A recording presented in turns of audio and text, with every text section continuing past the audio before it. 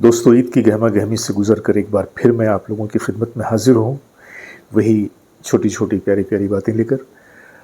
आज मैं आपसे बात करूँगा 1980 में आने वाली फिल्म आप तो ऐसे न थे, इसके एक गीत का। ये जो फिल्म थी, ये बहुत बड़े बजट की फिल्म तो नहीं थी और इसमें जो अदाकार थे वो थे राज बब्बर, दीपक पराशर, रंजीता, पुराने अदाकारों में मदन पुरी, राज मेहरा, उनके साथ जूनियर महमूद, दुलारी। तो इस तरह से एक अच्छी मज़ेदार फिल्म थी ये, और इसमें संगीत दिया था उषा खन्ना जी ने, और फिल्म में गीत लिखे थे इंदिवर जी ने और निदा फाजली साहब ने। फिल्म के जो गीत थे इसे कई गुलकारों की आवाज़ में रिकॉर्ड किया गया था, जिनमें सुरेश वाडकर जी, हेमलता जी, किशोर कुमार साहब, आशा भोसले जी और मनोहर उदास साहब। साथ ही ये गीत था रफ़ी साहब की आवाज़ में। आज मैं रफ़ी साहब की आवाज़ में जो गीत रिकॉर्ड हुआ था उससे ही जुड़ा हुआ एक छोटा सा वाक़या आप लोगों की खिदमत में पेश करने वाला हूँ। तो बने रहिए हमारे साथ और देखते रहिए अपना मनपसंद चैनल सिनेमाया। आइए चलते हैं आज की वीडियो की तरफ। तो दोस्तों, जैसे कि मैंने आपको बताया कि ये जो फिल्म थी आप तो ऐसे न थे, 1980 में आने वाली फिल्म थी, जिसे प्रोड्यूस किया था मोहन कुमार साहब ने और डायरेक्ट किया था अम्बरीश संगल जी ने। संगीत तो था उषा खन्ना जी का, और जहाँ पे उषा खन्ना जी का नाम आ जाए वो फिल्म बेहतरीन गीतों की ज़मानत बन जाता था। इस फिल्म में जो तमाम गीत रिकॉर्ड किए गए थे उनमें एक गीत ऐसा था जिसके 3 वर्जन थे, और यूँ कह लीजिए आपके फिल्म का ये ख़ास गीत था जिसे इन 3 वर्जनों में एक तो हेमलता जी की आवाज़ में रिकॉर्ड किया गया था, दूसरा मनोहर उदास जी की आवाज़ में रिकॉर्ड किया गया था, और इसका जो तीसरा वर्जन था वो रफ़ी साहब की आवाज़ में रिकॉर्ड किया गया था, जिसे एक पार्टी सॉन्ग की हैसियत से एक पार्टी में उसे दीपक पराशर जी को अदा करते हुए दिखाया गया था। अब आप पूछेंगे कि भाई इसमें 3 वर्जन थे तो इसमें क्या ख़ास बात हुई? ख़ास बात ये हुई कि ये जो एक गाना था इसे 3 मौक़ों के लिए 3 तरह से रिकॉर्ड किया गया था। एक तो रंजीता जी की आवाज़ में था जो कि थोड़ा-सा सैड वर्जन था, और वो हेमलता जी की आवाज़ में रिकॉर्ड हुआ था। आइए मैं उसकी एक झलक पेश कर रहा हूँ।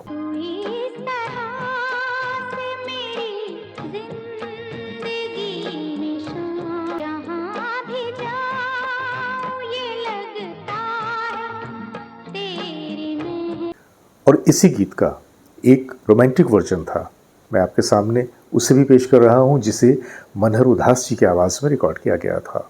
बहुत ही खूबसूरती से उन्होंने भी इस गीत को अदा किया था। आइए एक छोटी सी झलक उस वर्जन की भी।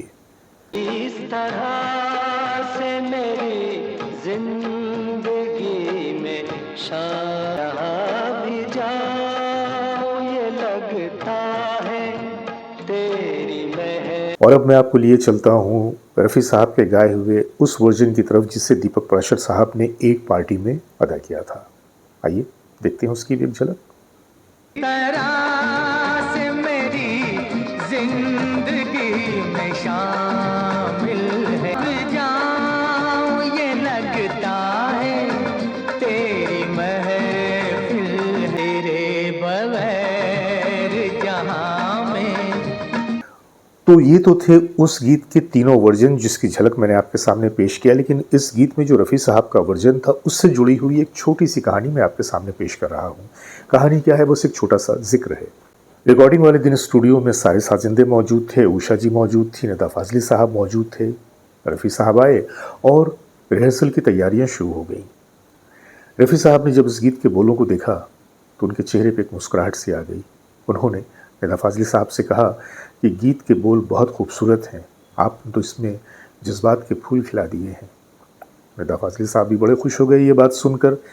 फिर रफ़ी साहब ने कहा कि पता नहीं आपने ये इतना खूबसूरत गीत लिखा है, मैं इसे गा भी पाऊँगा या नहीं।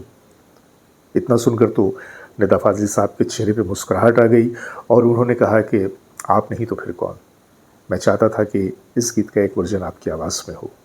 तो बहरहाल एक बहुत ही शोखी वाले माहौल में गीत की इस रिकॉर्डिंग स्टार्ट हुई, और जब इस गीत को रिकॉर्ड करने के बाद सुना गया तो हर शख्स के चेहरे पे मुस्कुराहट थी, क्योंकि ऐसा लगता था कि रफ़ी साहब ने अपनी आवाज़ और अपने अंदाज़ के ज़रिए इस पूरे गीत में फूल ही फूल बिखेर दिए हैं। जज्बात का एक ऐसा रंग इस गीत में नज़र आता है कि जिसकी तारीफ़ करने के लिए अल्फाज नहीं मिलते। निदा साहब भी बहुत खुश थे। और रफ़ी साहब का तो खैर क्या कहना। तो ये था वो छोटा सा वाक़या कि जब रफ़ी साहब ने निदा फ़ाज़ली के गीतों को गाने से पहले उनके बोलों को पसंद किया, और निदा फ़ाज़ली साहब तो खुद ये चाहते थे कि ये गीत रफ़ी साहब की आवाज़ में हो। कहा जाता है कि इस गीत के रिकॉर्ड करने के बाद रफ़ी साहब न जाने क्यों, गरचे ये एक पार्टी सॉन्ग था, बहुत ही शोख़ी भरा गाना था, लेकिन बड़े जज़्बाती हो गए थे। अब इस बात में कहाँ तक हकीकत है, मैं इसकी वजाहत नहीं कर सकता, लेकिन जो कुछ मुझे पता चला वो मैंने आपके सामने पेश कर दिया। तो बस इसी तरह से अपनी मोहब्बतों से नवाजते रहिएगा। ईद के बाद ईद की मुबारकबाद पेश करते हुए यही दुआ करूँगा कि आप तमाम देखने वालों का हर दिन दिवाली का हो और हर रोज़ ईद की तरह हो। बहुत बहुत शुक्रिया। नमस्कार।